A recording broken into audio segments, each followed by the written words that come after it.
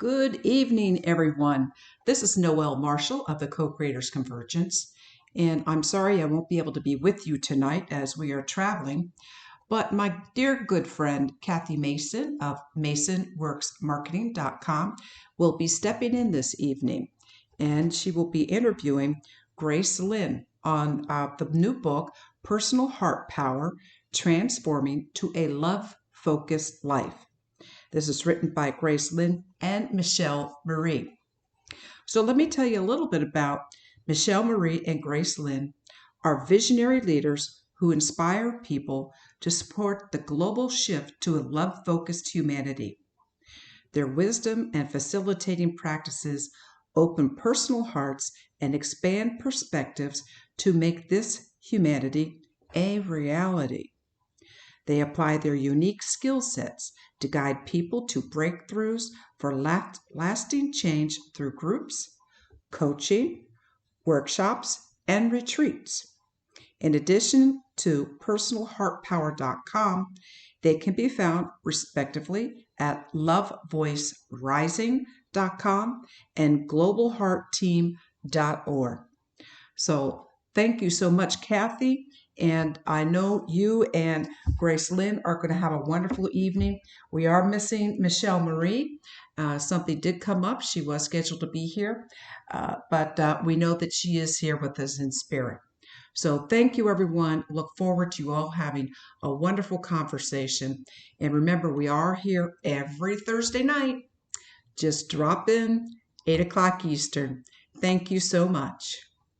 So welcome, everyone. Welcome, welcome. I am the substitute Noelle and Bob tonight. My name is Kathy Mason, and I'm very honored to be here with Grace and talk about her new book. But first, what we'd like to do is we always start our meetings with a little video.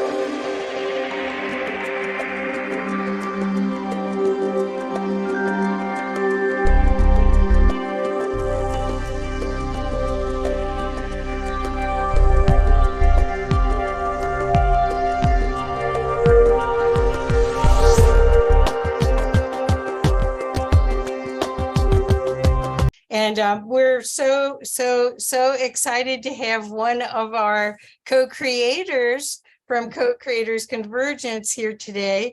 I got to meet Grace from being at a few of the Co-Creators Convergence in Colorado when we used to meet in group. And very excited to learn about her book today. The way that we start this is we do start with the centering, and Grace has offered to do the centering for us. So I'm going to turn it over to you to do that now. And I'll just mute myself. I'll be watching the chat. Please, everyone that's here, I am going to be looking at Facebook a little bit as well as here. So please, please put any questions you have in the comments, and we'll wait till after Grace is done with her presentation to learn more. But this is such an important topic. Thank you so much. Oh, thank you, Kathy. Thank you for being here and hosting. And I'm just really excited to be here to get this message out into the world. You know, we've been through 3 years now of the pandemic where we are collectively in the mode of fear. And so coming out of it now, we get to make a choice. Do we come out in fear-based or do we come out love-focused? And so this is a part of that trying to help people shift and give them the tools to shift into a low focus life. So let's begin just by doing a meditation to calm our mind and to open our heart. And that's really what personal heart power is all about. So let's begin by closing your eyes and just taking a nice, slow, deep breath in. And as you slowly exhale, just begin to allow the body to relax. And slowly taking a nice, deep breath in. And then as you exhale this time, just letting go of any thoughts about the past or future, allowing the mind to relax and be here fully present in the moment. And taking another deep breath in, and with this breath, breathing in loving energy into your heart, unconditional loving energy. And as you exhale, just letting go of any lower vibrational feelings in your heart, just for this moment. And again, breathing in this loving energy into your heart and allowing it to flow into every cell of your body. This high vibrational loving energy flowing up to your head, to your brain, flowing down your neck, your shoulders, flowing down your arms, all the way down to your fingertips. Breathing this loving energy, letting it flow into your abdomen, to all your organs in your abdomen, into your pelvis, your hips, your legs, all the way down to your toes. And feeling grounded in love right now, rooted in love in this present moment. And just notice how your body feels in this moment with love, loving energy flowing into the body.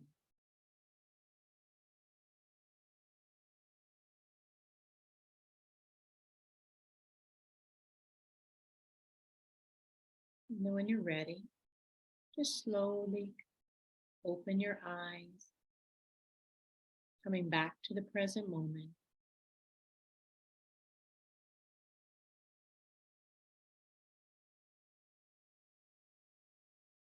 So that's just a open heart, calm mind meditation to get us into that flow of love, being rooted in love in this moment. So I'd like to start with a PowerPoint presentation. And if anytime you have any questions, feel free to put them in the chat. And we can answer them either now when they come up, or we can do it at the end of the questions. So personal heart power, what is it? So personal heart power is the sensory center of the collective energetic experiences of your thoughts, your feelings, and behaviors. And looking at what energy they vibrate in, what's vibrational energies? Is it lower vibrational energies in fear? Or is it higher vibrational energies in the mode of love? So this again, that energy, we're always taking in and giving out energy. You can walk in a room, you can go in a room and feel the energies in the room. Or you can go outside, you can feel the energy. So we're always taking it in, giving it out, dismissing it, or even with the holding it, not giving it out.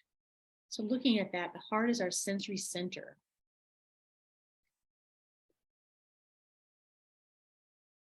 Looking at personal heart power, then we just take it up a notch and say, oh, when we're operating in the mode of love, his heart is open, full of unconditional love, and it's interacting optimally with a calm mind.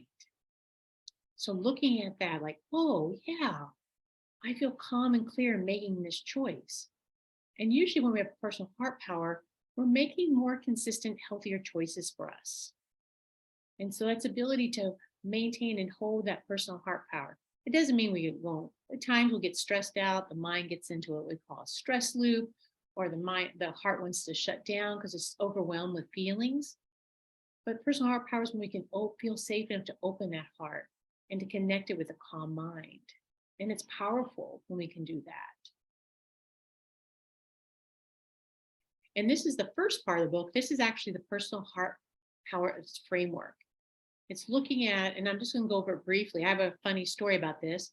20 years ago, I was at a workshop, a spiritual writing workshop, and they asked us to meet our 20-year-old self and to journal with that person. And so didn't believe in it, but we did a meditation, guided us into this. Well, I landed on a beach and I walked up to this house and I opened the door, and it's my older self. And my older self, 20-year future self, had short hair. And at that time, I had hair down to my mid-waist. And the first thing I said to my future self was, I cut my hair in the future? I cut my hair? So she welcomes me in, and we sit down in this little beautiful Florida home or beach home. I could see the beach out in the backyard, the ocean. And I'm just looking at, wow, this physical home, I own it. And we sit down, and I said, tell me, how do I get this home? And she goes, Teresa, I could tell you and it'd be simple, but you're going to have to do it the hard way. And I'm like, no. Well, 20 years later, we're writing this book with Michelle. And what got downloaded was, personal heart power is when we're in our inner dream home. So this is what our inner dream home looks like. And for me, it was a beach. And so when I remember that, I started telling Michelle the story that my future self was telling me about my inner dream home. And I have short hair now, just like my future self did. So it's about creating our own inner home that we feel safe. So love, the sand down there below is that field of love. And the pillars make us connected and strong and strengthened. So when we stay present in the moment, the presence pillar, the community, we have a beautiful love circle of people around us. When we're a high vibrational energy around people that we are love focused. Safety. Do I feel safe in where I'm at in the moment? And do I feel connected to the source of unconditional love? Whatever you call that, it's fine. But it's feeling that connection that I love myself unconditionally, even if I make a bazillion mistakes. With those pillars, you have a strong foundation. And then the chambers, the next level up, the 4 rooms or the boxes up there, are what we call personal heart chambers. You have the energetic chamber, and that is what energy am I bringing into my personal heart? Am I bringing in higher vibrational energy, mode of love, or am I bringing it through lower vibrational energy in the mode of fear? The next one, sensing. What other energies am I sensing in my energetic field? What are my thoughts, vibrational level of my thoughts, my feelings, and my behaviors? Then moving to the physical chamber. Physically, how do I feel? Do I feel healthy? Do I feel tired? Do I feel sick? How do I feel physically? And then spiritually, how, again, that connection to unconditional love, how strong is it in my chamber? Next framework is the heart functions. What am I taking into my personal heart, into my energy field? Am I taking in higher vibrational energies, both within myself, with my thoughts, feelings, and behaviors, and also from outside? Dismissing, what am I not allowing to come into my energy field? And then giving out, what am I giving out into the world? Am I giving out love and joy and peace? Or am I giving out fear and judgment? And then what am I withholding? If I'm in the mode of love, I'll be withholding the lower vibrational energies. If I'm in the mode of fear, I'll be withholding the higher vibrational energies of love. So again, these chambers, these functions, and then up at the top of the roof is the actual states. There's 5 personal heart states, starting in a continuum. Again, no judging. We get in all the different states depending on the situation and the energy level. But in the disconnected, we're totally in that mode of fear. We're in that fight, flight, and freeze mode. We have very limited choices, and we don't feel connected to love. So that's why it's disconnected. We don't feel connection to that love. Reactive heart, you might feel a little connection more to conditional love, but it's when things are reactive. Feelings are really overreactive. We're still in that primarily that sympathetic nervous system, the fight, flight, and freeze, and we're quick to react. Moving up the scale, the half-hearted, means sometimes we're in the mode of fear, and half the time we're in the mode of love. Usually depending on the situation and what thoughts, feelings, and behaviors are in the moment. And then we make that shift over into the content heart, so we really shift into the mode of love. We're grounded and rooted in love. We have a calm mind and an open personal heart. And the last state is the whole heart state. We're totally in that sense of oneness with everything. We totally accept light side, dark side, and everything in between. We're in that mode of love. We're in the present moment, feeling that expanded connection to all things. So this is the basic framework. What I like to talk more about tonight is how do we shift from the mode of love from the mode of fear over into the mode of love. So this transformation from the mode of fear into the mode of love, it starts with choices. And looking at this continuum of the choices. So on this continuum, it goes from 1 to 10. 1 to self-hate, up to 8, 9, 10's unconditional self-love. So asking yourself, you're just rating yourself, how much do you believe the statement? You can even close your eyes if you want. I am lovable. And just ask yourself 1 to 10. Just let a number come to your mind. You don't have to think about it, overthink. Whatever pops in your mind, just using that number.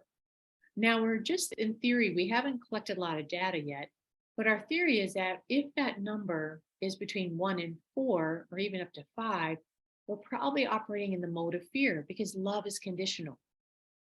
But around 5, between 5 and 6, up to 10, we're probably transitioning and functioning in the mode of love because we love ourselves more unconditionally. So again, look at it not judging yourself, but oh, that's my growing edge. If I'm not at 10, what's my growing edge? How can I grow a little more to feel more unconditional self-love for myself? So that's where the choices come in. Loving yourself unconditionally. Notice this little boy with the hearts, holding up the hearts, the candy hearts. Look at the smile on his face. That's just pure love and joy. I love myself just being alive. When our personal heart's rooted in self-love, we're more likely to operate in the mode of love. Life seems to be easier. Things seem to work out. The mind doesn't get so chaotic and doesn't get caught in stress loops.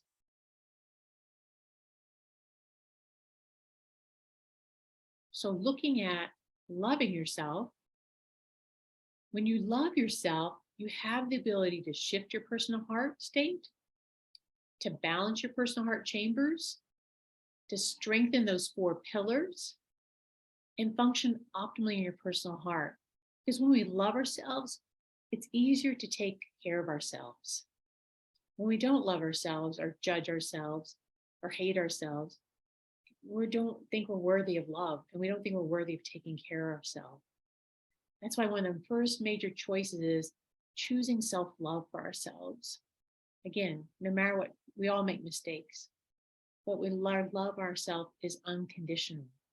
It's not based on what we do or who we are or what job title we have. It's just loving ourselves because we live, we're alive.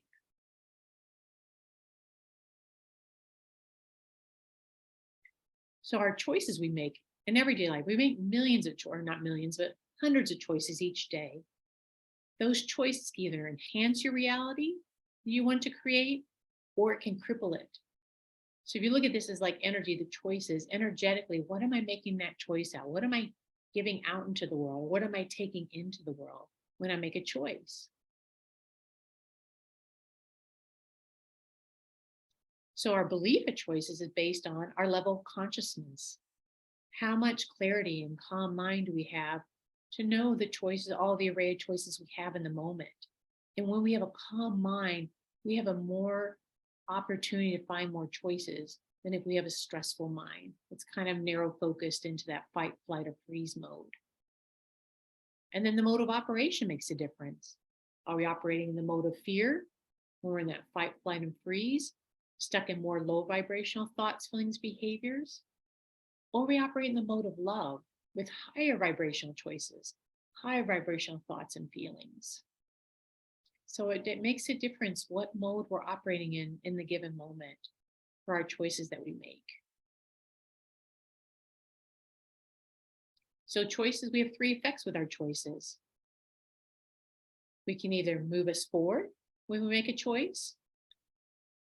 Our choice of not making a choice can keep us stuck where we are. Or our choice can hold us actually back from where we want to go.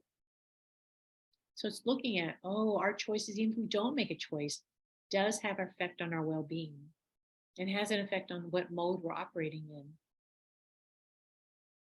I think it's a beautiful picture of that choice, and maybe there's no right or wrong choice. It's just what do I want to focus on with my choices? And the thing is, we're told there's perfect choice. There's no perfect choice. Every choice has earned benefits, and other ones have essential pains. So when we think of perfect choice, it's out of fear, like, if I make a perfect choice, I won't have any pain with this choice. That's not true. Make choices every day. They have essential pain. We just have to weigh it out. Is this worth it? Is this choice worth it? What I'm choosing today, what I'm choosing to eat, what I'm choosing to exercise or not, what I'm choosing to, make a difference, what I'm choosing to think even can affect my day. So it's looking at there's no perfect choice, but in the mode of love, it's, I just want to be excellent, but strive for excellence, but not that I'm bad if I don't make it. Well, perfect choices, I'm judging myself if I'm not perfect, which is conditional love in the mode of fear. So the more loving choices we make, it's life. And it could just be a simple choice of what I'm going to eat for lunch tomorrow. Is it going to be a healthier lunch? Something brings me energy, healthy energy to my body so I can use it effectively and efficiently. So loving choices over time creates transitions. So love-focused transition is when we make a series of love-focused choices rooted in love.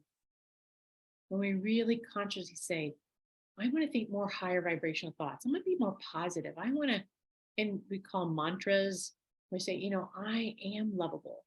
My needs do matter. I don't want to be perfect, be wonderful. Those are all high vibrational thoughts that can keep us rooted in love.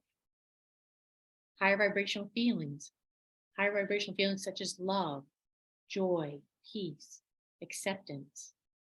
All those are higher vibrational feelings that allow us to stay in the mode of love.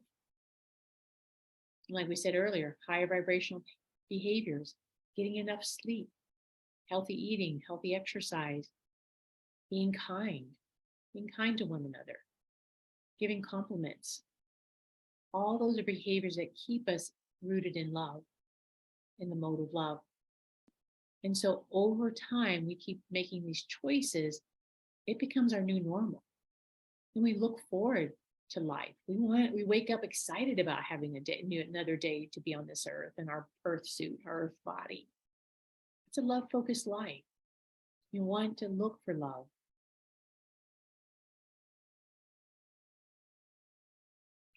And transitions, unfortunately, they have no specific time frame or a specific roadmap. Anybody can relate to this, where sometimes you just go in circles. Sometimes you make 2 steps forward, 1 step back. This is all part of the process. So again, no judging. We don't have any certain time frame. I don't know how long it takes to stay rooted in love, but it's a practice. And the more you do it, the more it's easier to stay for longer periods of time. And we don't get rattled and shifted as easily, even when challenges come up in our life.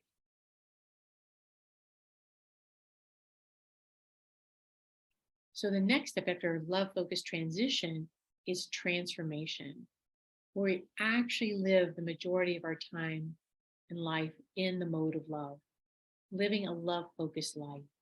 Doesn't mean you don't go back to fear, but you're primarily operating in the mode of love. And even when you shift back into the mode of fear, it doesn't feel good. And so it drives us to want to get back out of the mode of fear, back into the mode of love. So a transformation is living in that, and it feels, so how you know you're made a transformation, when you feel this deeper connection to yourself in a loving way, and to the source of unconditional love. When you experience a calmer mind, even when you have challenges that come up that you can't control, you feel more compassion, forgiveness, acceptance, peace, and empathy for yourself, but also for others. And you're just living a more loving way of being in the world when you're operating in the mode of love. Things seem to go easier, even during the challenging times. When we feel that unconditional self-love, we feel connected to joy and peace. It just seems to be an easier life. And when you do get back in the mode of fear, you have the power to restore balance, that you can get back to balance quicker. So what can make this happen? So in section 3 of the book, it has over 30 tools to help shift. It has tools for each heart state. It has universal general tools. So looking the tools up, it has tools for specifically for each chamber, for each pillar. So when there's a personal heart assessment tool in there, you take a personal heart assessment to see where you're out of balance. And then working on those specific things will get you back into the mode of love quicker. So these tools can help calm your mind. They can open your personal heart. They can restore balance back into the personal heart, into the pillars, the chambers, and the functions. It can even help you shift your personal heart states and help shift from the mode of fear into the mode of love. And what you learn when you read the book is that you'll pick the tools that work for you, that work for your mind, that work for your heart and your body. So the first one we're going to look at is the mode check-in tool. So the first thing in making a choice is being aware. Am I functioning in the mode of fear, in that fight, flight, and freeze mode where I feel stressed out? Or am I operating the mode of love, where I feel calm, I feel in balance, I feel motivated by love? So this mode check-in tool allows you to have a conscious way to determine if you're operating from the mode of fear and mode of love. And you will learn by your own physical, mental cues, body cues, where you're at in the moment. Typically mode of fear and that fight, flight, body's tense, jaw can tighten up, body tension, pain, mind, hard time stopping the mind from thinking, goes into overthinking mode, or it jumps into a stress loop and keeps thinking about the same thing over and over again. Signs that you're in the mode of love, your body feels relaxed. The mind feels calm. It's not racing stories. You feel a general well-being. So just right now for practice, just kind of close your eyes and just check in this moment. Is my mind calm? And is my heart open where I feel love for myself and I easily feel love for others? If you feel that, you're in the mode of love. Mode of fear, my mind chaotic right now. It's hard to focus on one sentence. My body feels tense. I'm probably in the mode of fear. So again, you can put the date and time, and then looking at why this mode now. Just out of curiosity, what is driving this mode? Is something happening in my life that I'm reacting to if I'm in the mode of fear, or something's going well?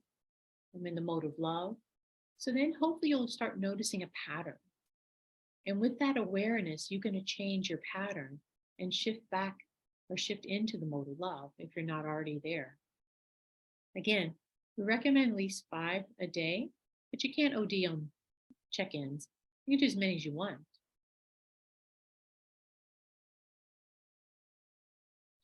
The next tool is one of the most powerful ones in the book. And this is when you actually can shift yourself from the mode of fear into the mode of love. And so what happens is when we have stress, and everyone has stress situations that come up, and we start finding ourselves overreacting, it's probably because a stressful belief has been triggered. And so what you start out with is you start in the mind saying, my stressful situation is, and then you just name it in 1 to 2, maybe 3 sentences. You don't want to get stuck in the story, but just enough to get the feelings ramping up. And then when you go into the feelings, you want to pick up those lower vibrational feelings like anger, sadness, fear, guilt, or any other ones, frustration.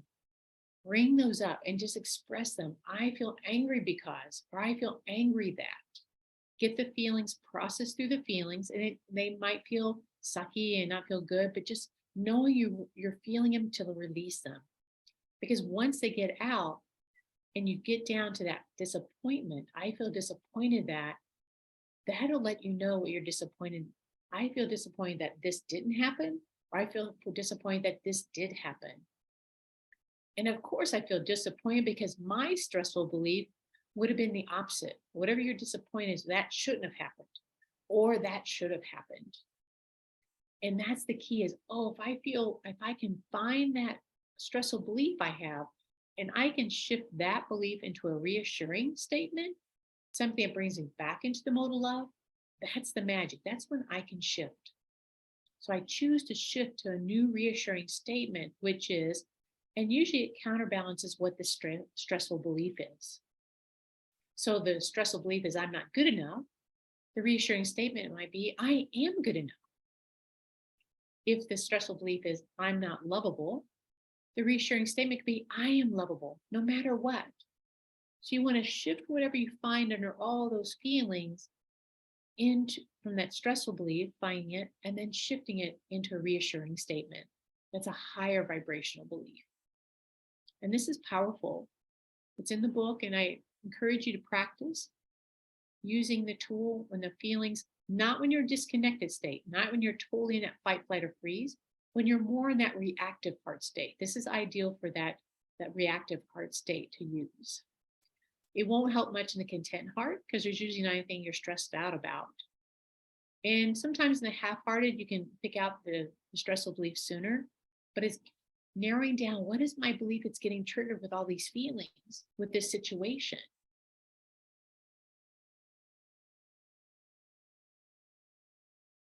And then the last tool here is called the heart hug tool.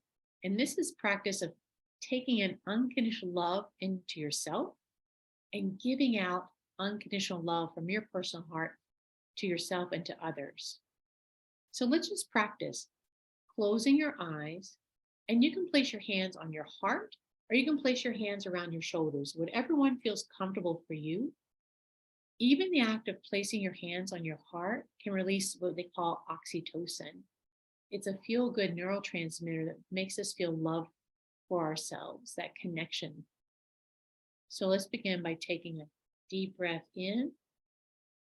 When you're breathing in, imagine breathing loving energy for yourself into your heart. And as you slowly exhale, imagine sending that loving energy to family, friends, or any other living beings. And take a slow, deep breath in, breathing in that loving energy into your heart, unconditional loving energy. And as you exhale, sending this loving energy out to the world. And just one more time, breathing in that loving energy into your heart. Again, as you exhale, sending out to your family, friends, loved ones, or maybe everyone in the world. And just as you're doing this slowing breath, at least 3 or more breaths, just notice how the body feels when it's taking in loving energy into the heart and it's giving out. Does it feel relaxed? Does it feel challenging? Heart hugs are easier to do when you're in the mode of love. They're harder to do when you're in the mode of fear. But they can still help support that shift if you're on that edge between the mode of fear and the mode of love. Might be just what you need to get over into the mode of love.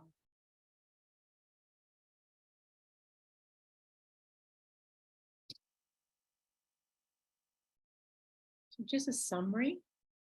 The personal heart is that sensory energetic energy, collective field of energy in our heart. And personal heart power is when we have that higher vibrational energy in our heart, connecting with a calm mind.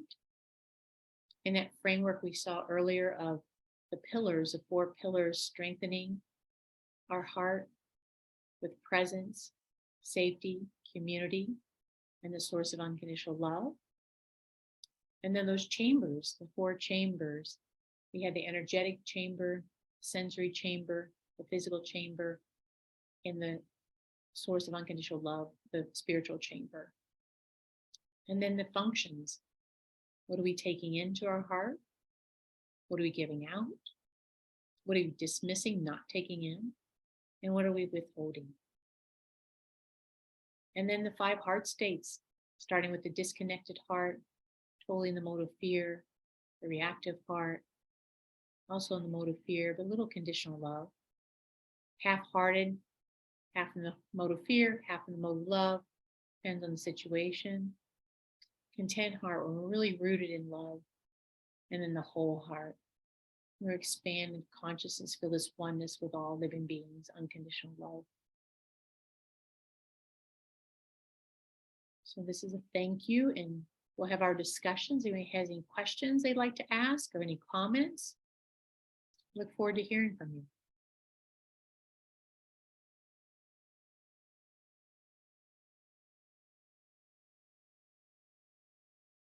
Here we go. We do have a question from Carrie. Carrie, do you want me to read it, or would you like to unmute yourself? We can put us back to gallery. Carrie, you're welcome to come on screen. There you go. Thank you. Sure. So I wonder what you think about the words that we use. They can be so powerful, how we talk to ourselves, but then also just how people talk in society.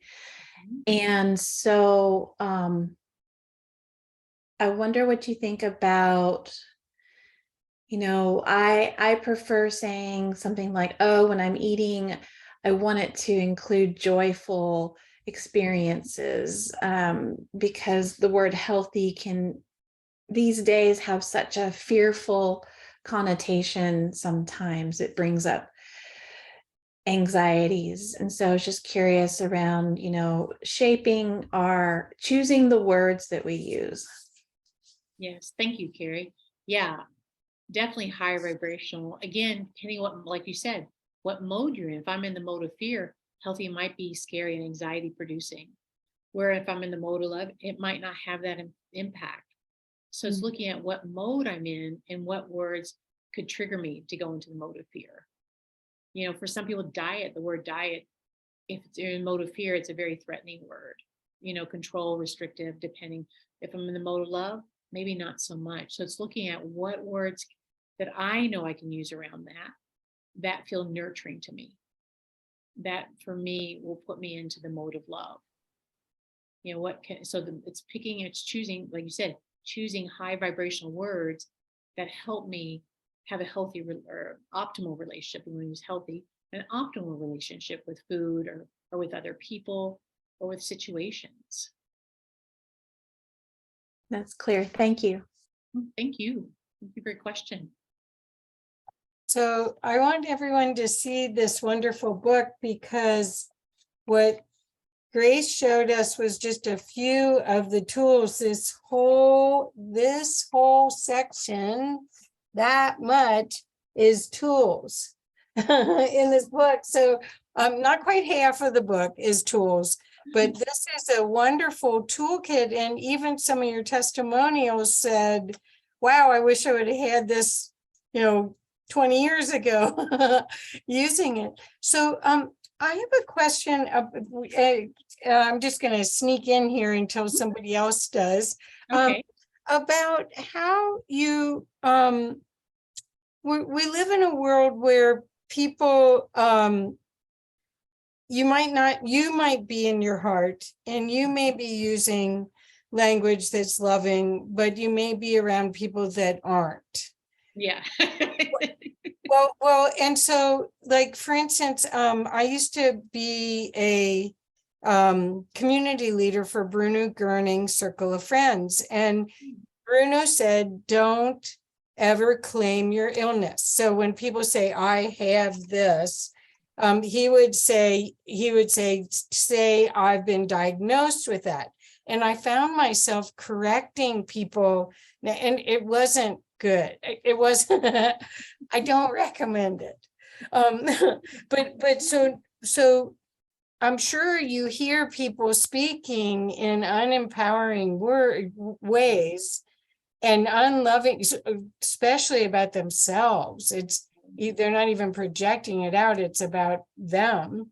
What do you do when you're in that situation? Do you just hold space, a loving space, or do you correct them? Never. Okay. Unless they ask.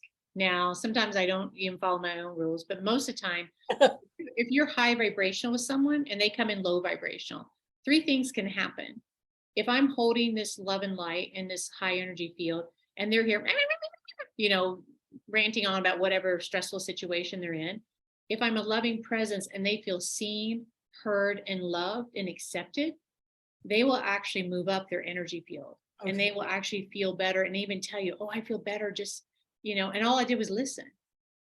I didn't offer any advice unless they asked, but just being a loving presence, it will actually bring their energy level up because they've gotten out what they need to be heard and seen and felt accepted and loved. That just that experience of being with someone higher, you know, and that love's rooted in love, we'll say rooted in love, or this person down here, lower vibrational, can attack and trigger a tender spot in this person here, and then it drops them into fear and they go into defensive mode. And then two people low vibrational, nothing good ever happens. If you don't learn anything else, two lower vibrational people together, it's never usually good. Right. Or the third thing is, I'll stay up here and they stay down here and nothing changes. But I'm only responsible for my side of the, you know, there's two circles. How do I feel? What do I need is for them. Mine, how do I feel? What I need? Healthy is when both wheels are being honored. Not that we have to be, the both needs have the same needs are met, but at least we can honor each other's feelings and needs. We feel safe in sharing that. Perfect. Yes, that makes sense. And I think we get a lot of opportunities daily to do this. Yes.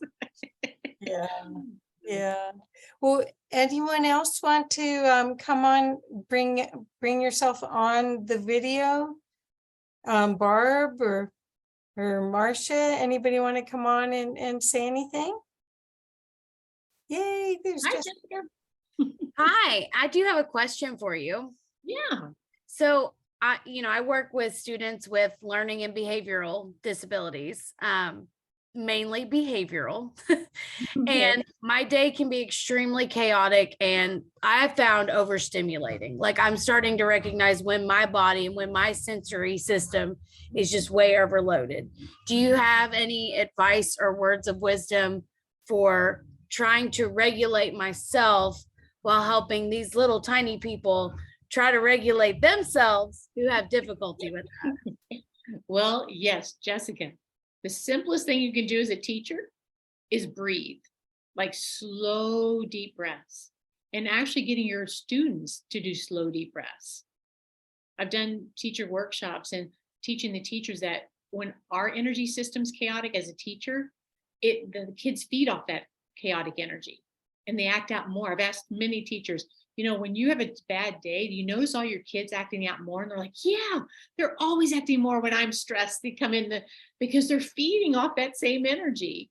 But when teachers come in calm and quiet, the students feel safe and they're not reacting to the teacher's energy. So working that to your advantage, you know, calming the mind, coming in with a calm mind. And when you feel like you're getting, you know, a little bit irritated, and which everyone does, and I honor your teachers because you're angels. But that, oh, can I take a breath? First of all, what you said, I have to recognize that I'm getting overwhelmed with their low vibrational energy because their behaviors, I'm assuming their behavior class because they're low vibrational behaviors. Is that correct? Yeah, they can't regulate themselves. And of course, they're young, so I don't expect them to, but these little guys have a greater difficulty doing that. So, I mean, a lot of screaming out, like, outbursts. And again, it's kind of like you said, it's a lower vibrational thing. I don't even think they realize, because they're in that fight or flight mode, and then trying to give them the tools and get them to regulate while I'm also trying to regulate myself.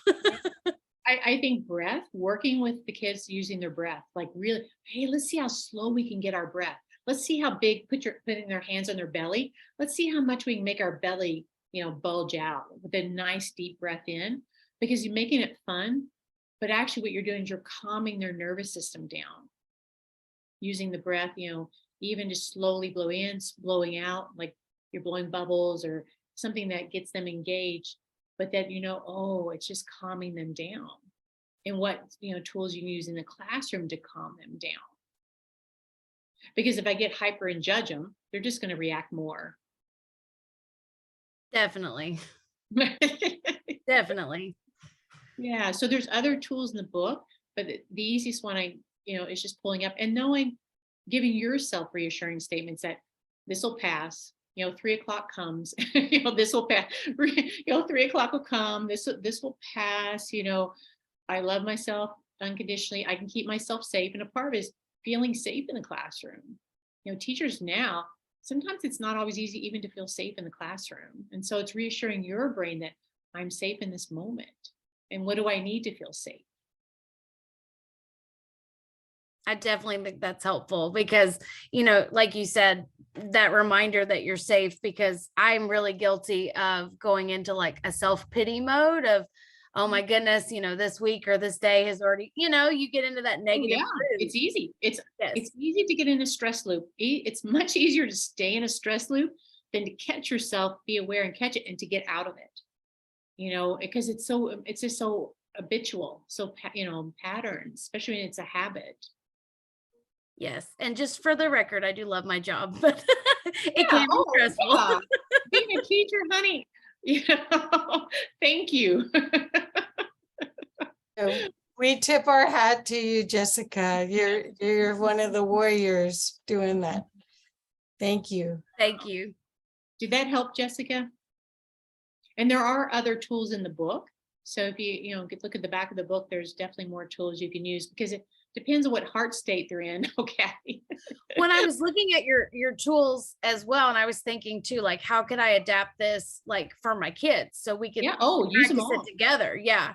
I would definitely practice with your kids. Anything you can adapt to their age appropriate level that they can understand, do it, because they do respond to that. And a lot of times they want to be heard, seen, loved, and accepted. And the teachers that I've talked to, the ones that are the special teachers, it's because the students felt loved by them. They felt, they felt seen by the teacher, they felt heard by the teacher, and they felt loved by the teacher. I know even my teachers, many years, like 30, 40 years, I can tell you still the names of the teachers that I felt loved me. I tell my kids every day, I said, my job is to make your mind grow and make you feel loved and keep you safe. Those are my jobs. So see, already when you tell them that, you're the pillars you've already hit, and you tell them they're safe, that's the safety pillar. You tell them they're loved, that's the unconditional love pillar. And you're creating a community of safety. That's another pillar. And then reminding them present moment. Okay, in this moment, you're just a kid doing ... bringing them back. So even maybe redirecting them if they get off squirrely. Oh, what are we supposed to be doing in this moment? Yeah, we're supposed to be breathing in this moment. Let's take a breath. And so making it fun, like bringing them back out of their distracted behaviors. Oh, it's time for breath time, and making it fun. So, they want to do breath time. Okay. So it's going back to the breath. And when you get them calmed and relaxed, it kind of resets the whole energy field in the room. That's perfect. Thank you. Okay. Try it. Let me know. Okay. Thank you for the question. Thank you. Marsha, are you going to ask? Are you going to unmute? Well, I've been very fortunate in that Grace has been my teacher now for about 10 years.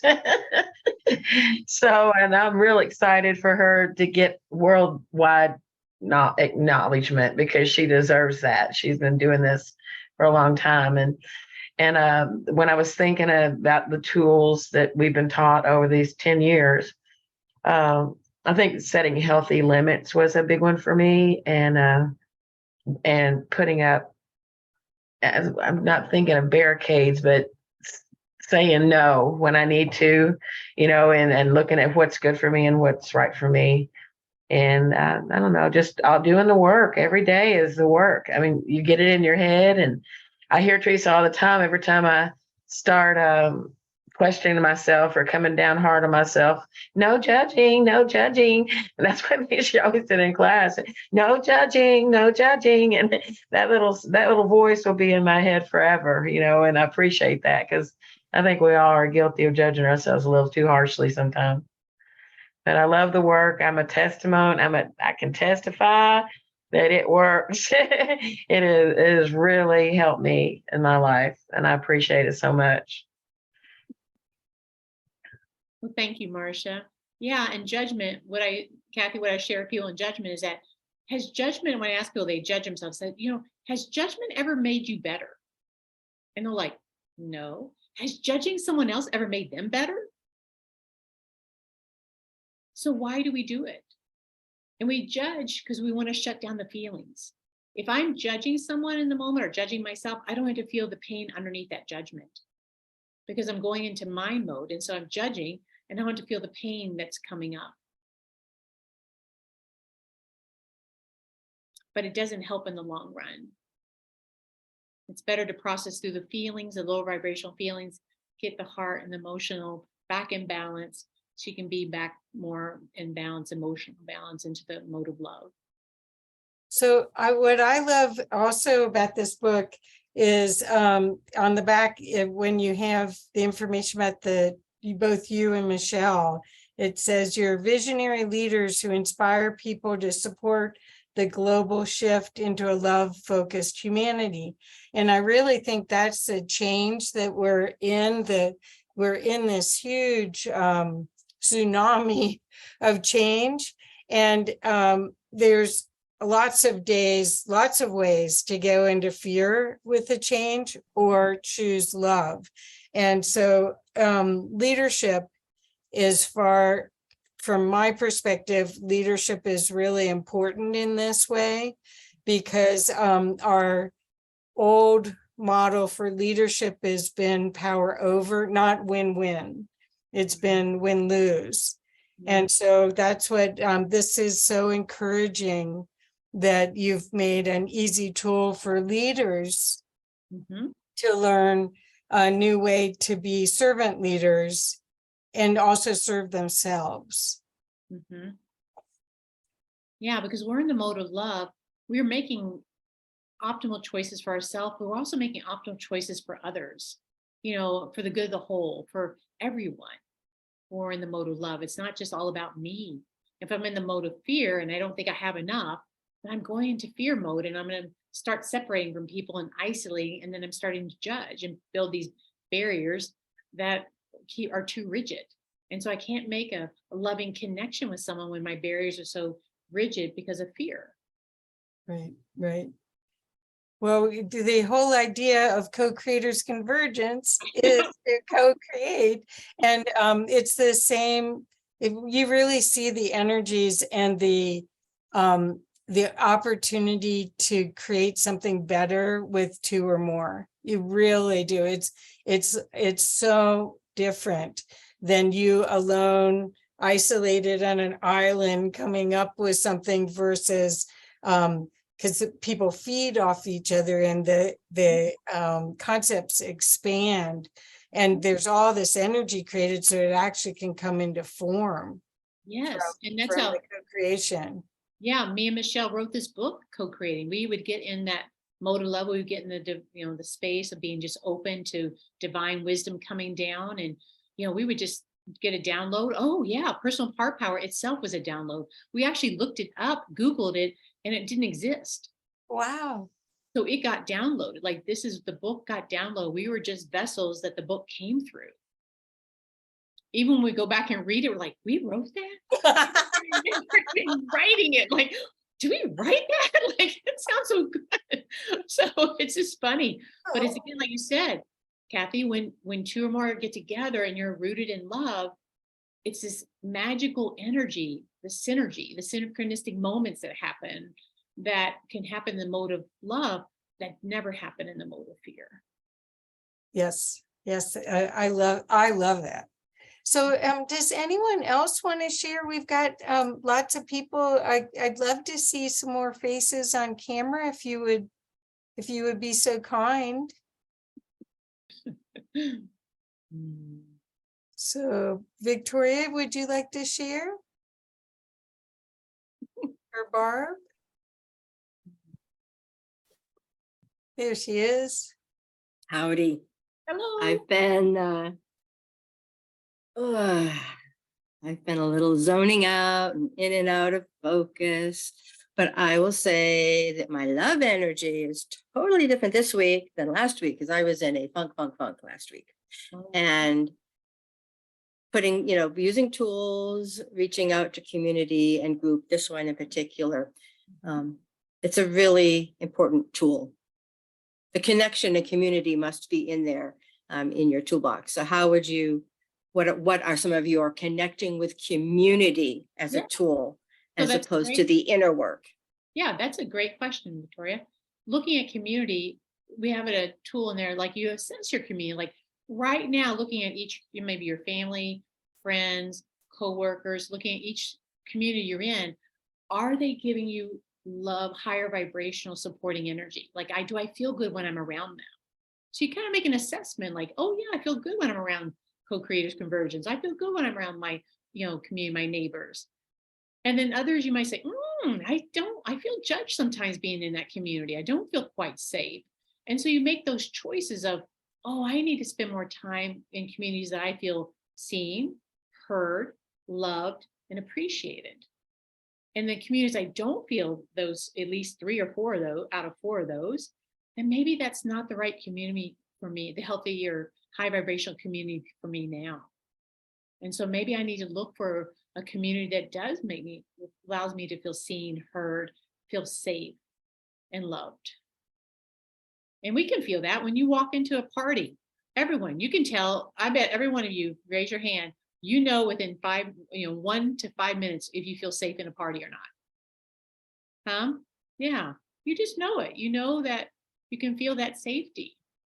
And so it's like, oh, reassessing communities, I want to go search for a community that I feel safe in, that I feel loved in, I feel appreciated, respected. And so I think it's Victoria, for me, it's this, you have to go out and check it out. And especially coming after COVID now, we're coming out this very fear-based. We couldn't be 6 feet from anyone, so we're coming from being 6 feet from anyone to, okay, I'm trying to engage, but again, there's that safety. How safe do I feel in this crowd? How big a crowd?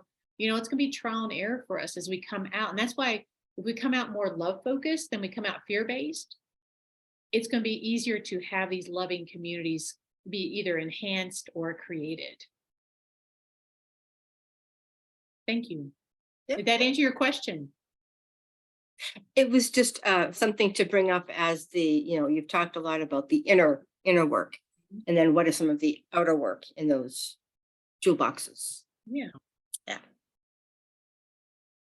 Thank you. Oh, you're welcome. So I have another question about the interactions online in Zoom or in this kind of format versus in person. When Jessica was talking about, she was talking about, in person with little ones all around her. But we're just starting to meet again in person. I was calling somebody and they said, oh, I thought you said you had a meeting. I said, it's in person. I'm driving. I can talk to you while I'm driving, but it's like you're starting brand new again. So is there other insights that you've seen from being in online community versus in person? Yeah, well, in line community, again, usually we're all in our little homes, our rooms. So we automatically feel safer because we're already in an environment we've created where we feel safe. When you go out into the world, into some different, I don't know, is that place safe? You know, I might have might have never been there before. Will I feel safe there? Will I not feel safe there? You know, so that's the first question we walk in. It's like, okay, is this a place I feel safe or not? And then as other people get in, do the people look nice? Do they appear nice? You know, energetically, you can actually tell energetically where someone's coming from. It doesn't take rocket science to figure out if somebody's in a bad mood. And they don't have to say a word. They can just be, you know, oh, they're not doing very well right now. So you're going to have to navigate that energy. Again, in Zoom, I feel we do get energy in Zoom from people. But I think when you're actually in person, it's even magnified more. Because it's direct, there's a direct connection right there when you're in person with someone. So again, could someone's energy be overwhelming, especially coming out of this 3 years, going back, I feel we're more sensitive than we were. And then we get back close to people. It's going to take time to feel safe, you know, what our level of safety is, and to be open-hearted and be around people. Now, people we already know before pandemic and we have a loving connection with, it'll be easy getting back. It's new people, I think, we'll have more challenges with because we just don't know the level of comfort. And again, you know, with the pandemic, where have people been? You know, how safe do I feel with people now? Right, right. I just wondered if there were techniques that were different, like a different protocol on with the online, because what we're talking about is presence and active listening. That those were two key things that you explained. And I don't know if they're different online versus in person. Well, in person, your whole body's with them physically there. Right. So I think it's even more, takes more presence to be fully engaged with someone where you're embodied, you know, person to person, face to face. But you still can use the same techniques of calm breathing, you know, breathing in slow and deep. What they found with heart math is they put 4 people at a table and they had sensors on everyone, but they had 3 people who knew they were just to keep that calm, you know, slow, deep breath, this rhythmic breathing for coherence, heart coherence. And the one person came in, they didn't know they were out of coherence. But what they found was with the 3 people, and they were talking about something, you know, a neutral topic, nothing too reactive, but that the 3 people just being their loving presence, the other person's heart actually went into rhythm and went into coherence. Beautiful. So again, that presence of, you know, being breath, being mind calm, of open heart, those are all that personal heart power that we have when we're with other people. Now, I don't know they've done any studies on Zoom calls, but I know they've done in person with heart math. Okay. Okie doke. Is there anyone else that wants to share? We have an expert here. And and you can get your important questions answered. We don't want to waste this opportunity. Do we have any Carol or Sophia or Susan? Well, I can just share the book itself. We were talking about me and Michelle. Me and Michelle met at a Barbara Marx Hubbard conference in 2016. And so we started in 2016 working together. We just met and we kind of connected. And then the next year we actually did a 1-day workshop at the workshop in Taos, New Mexico together. And then we did an online, like over the phone, 6 weeks course. And then people said, you know, you need to write a book about this. Not knowing that we started in 2019 and the pandemic started. And so we had plenty of time to start writing a book. So 3 years of labor of love that we did produce this book and get it out into the world. So we're very happy that we were able to do it. So, you know, in 3 years. And we both encourage each other that I couldn't have done it without her, because I would have, put it off. When I, you know, had to be accountable to her. Then I showed up again, that showing up for someone, that presence. That's so wonderful. Yeah, this is like a baby. Because I help publish books, and it's, it's like, Ron, come on, baby. It really is a big deal. It's a badge of courage, that's for sure. So I wanted to shout out to Michelle. Thank you, Michelle, for writing this book with me. I couldn't have done it without you. Yeah. So how do you feel, would you like this to go as far as be distributed? Are you wanting to teach from it? I mean, what would be your heart's desire? I mean, it sounds like Marcia's already been one of your students. So it sounds like there's a great opportunity for people going through this time of change to get support from these processes. So yeah, so ideally I'm starting a personal heart power book club. We're doing 12-week deep dive. We just started our first meeting on Monday night, which Barb was a part of. And so that's a deep dive, and then it'll get bigger. So starting with small group, hopefully it will expand next 12 weeks after that. We want to do retreats. We want to do workshops online and retreats in person and online, because we do want this work to get out there. In our Imagine version, almost everyone can benefit from this. Just having tools, just having tools of what are healthy boundaries, what are healthy limits, what are, just how to safely process challenging emotional feelings. That's something we don't learn in school. Right. But that would help us out more if we learned how to balance emotional feelings versus learning calculus. We would use emotional balancing much more than we would use calculus in our life. Yes. And that's the way to a peaceful future. Yeah. So yeah, our goal is to get it out there in the world, be invited. We'll go anywhere. May invite us to do a workshop, a one-day workshop, a half a day. I'm there. If you call me up and ask if you want to do a workshop, I'll show up. Oh, that's exciting. Thank you. Yeah, I wondered about that because this seems like it's the perfect course outline. Really? Yeah, we do about one chapter a week, and then we do 2 to 3 tools a week. So you really get to practice each tool. The group does, and you practice the week, and then you get another 2 or 3. So it's manageable to do it once a week for 12 weeks. Wonderful.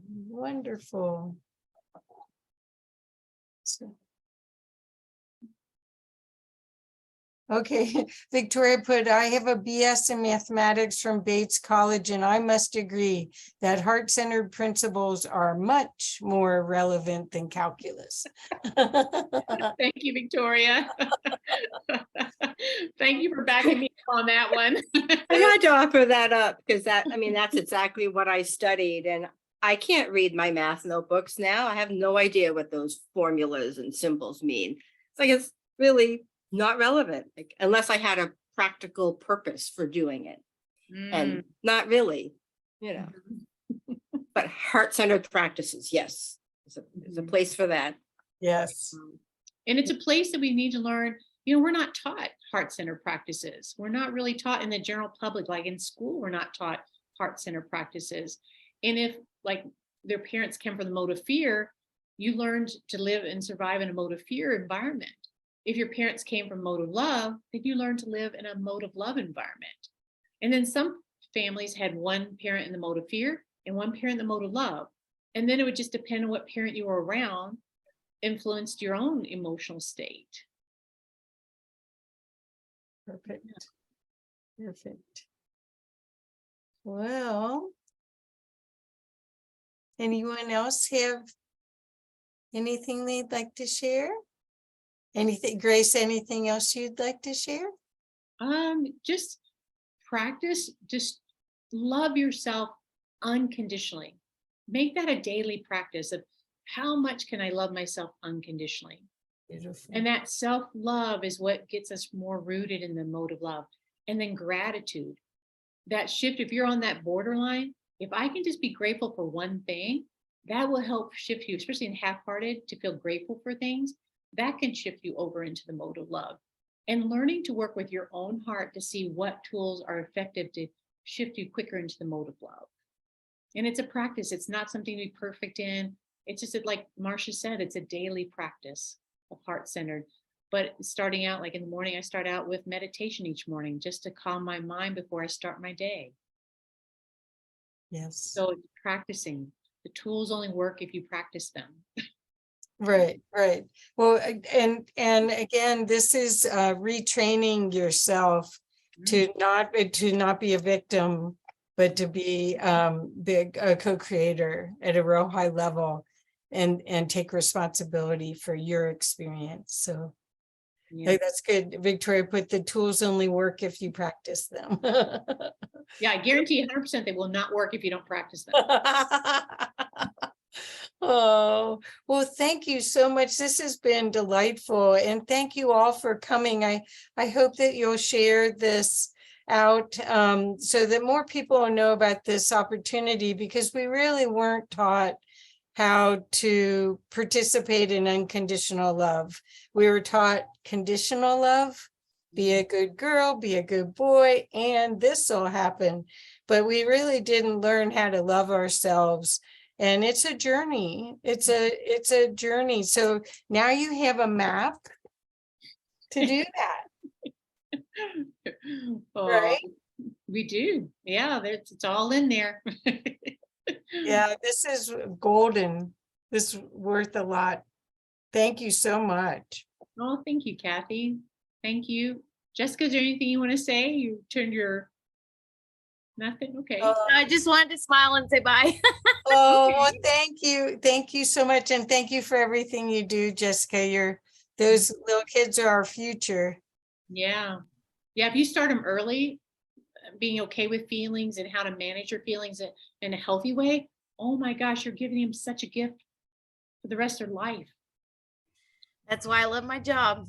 It's Yeah. stressful, but I do really love it. Yes. Well, the other part about this that feels so feels almost like it's indigenous, this teaching where we're going back to the core of who we were, where I took a village to raise kids, and the idea of a circle, the grandmother circles, and this is all based off of this type of awareness and choosing. So it's a perfect book for just about anybody. Great gift, great Valentine's Day gift. I know Valentine's coming up for your loved one. Because it's got a heart on it. You don't even have to buy a card.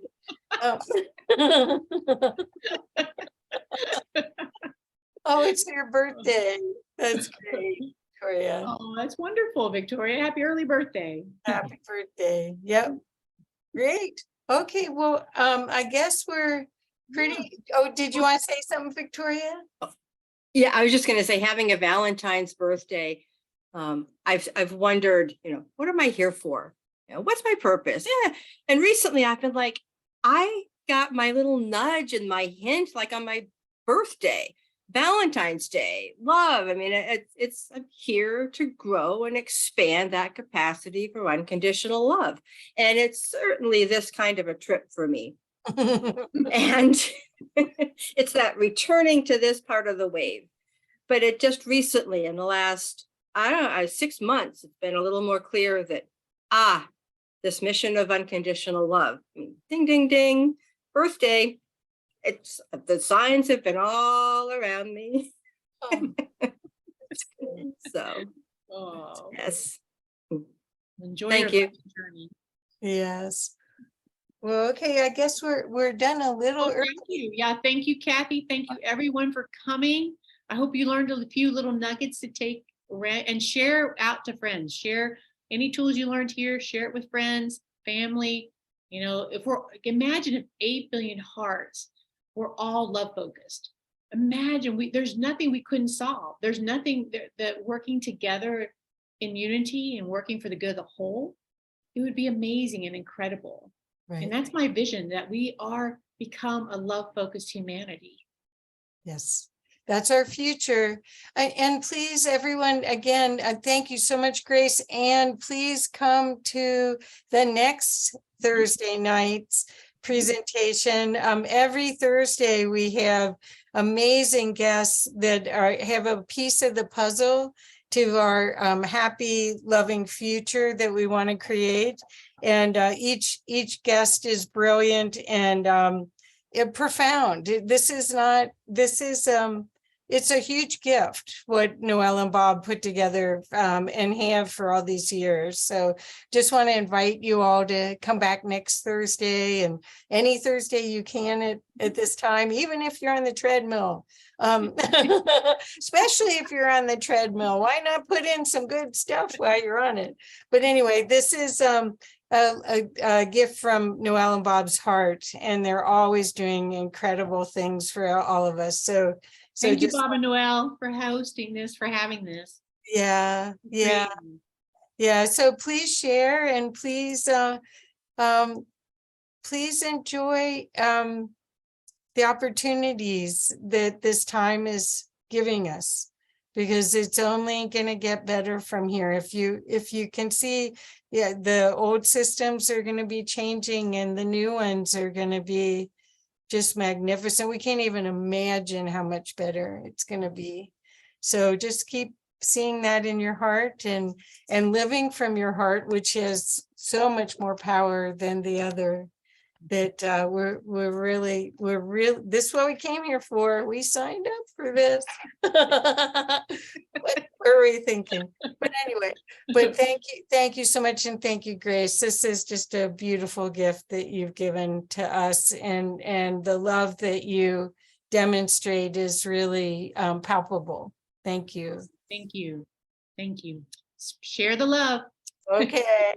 Okay, thank you guys. And again, share and come back. Please, y'all come back now. Bye. Thank Thank you. you. Thank you. Bye.